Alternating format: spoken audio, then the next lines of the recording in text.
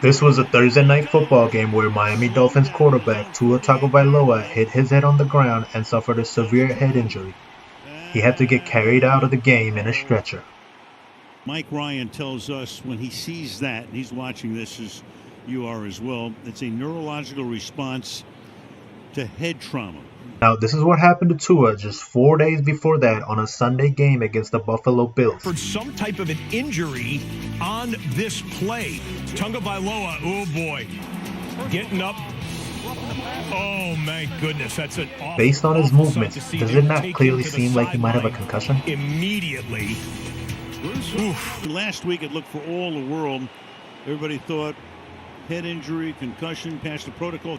With this horrible head injury to Tua, the Miami Dolphins and the NFL were questioned. Should Tua have been cleared to play? Were the protocols followed? And if so, should there be changes to the protocol? Also, even though he did pass the protocols and was cleared to play, was he more prone to getting another head injury if he hit his head on the ground again? So, let's begin with the protocol. Once the player is hit, concussion protocol can be triggered by a coach, teammate, game official, athletic training staff, or an unaffiliated neurotrauma consultant. Once the player is taken to the sideline, the neurotrauma consultant and the training staff examines the player for signs of concussion.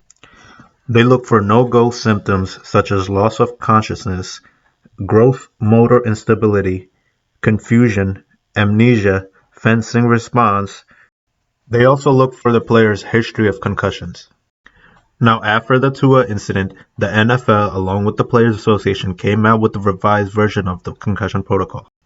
This right here is the revised version of the game day protocol checklist that the NFL came out with in October.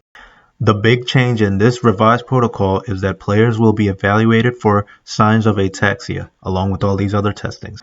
Ataxia is a medical term that describes poor muscle control that impacts your balance and hand coordination, along with your speech, swallowing, and your eye movement. It can be caused by damage to the part of the brain called cerebellum, which controls muscle coordination. Ironically, just a week after Tua's injury, it was Tua's backup, Teddy Bridgewater, who was the first one to go through the revised protocol. And he showed symptoms of ataxia, and he was not able to return to that game. So once a player is diagnosed with a concussion, he has to go through a 5-phase protocol to be eligible to play again.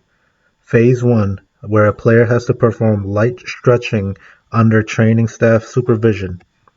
And then in Phase 2, player has to perform cardio exercises like running and be able to perform dynamic stretches and balance training. In Phase 3, player has to increase cardio exercises and begin weight training, all under medical staff supervision. In Phase 4, players are able to participate in non-contact football activities such as throwing, catching, and other position-specific activities. Then finally, when the team physician and an independent neurological consultant evaluates the player and determines that the concussion is resolved, the player can go back to playing again. According to research by Premier Neurology and Wellness Center, on average, it can take anywhere from 7 to 10 days to fully recover from a concussion, and in some cases, it can take from 2 to 4 weeks. And during the recovery time period, a person must avoid any physical contact. Let's bring this back to the Tua incident again. On Sunday, when Tua had his initial head injury, he went to the sidelines and he did pass the protocol. However, the NFL states that a player can get a head injury and pass the protocol, but show the symptoms of a concussion the day after. We don't know if Tua was reevaluated the day after. We do know that he didn't get 7 to 10 days recovery time because he went back to playing just 4 days later. The Miami Dolphins did not handle this situation with caution. Maybe they could have avoided a situation like that.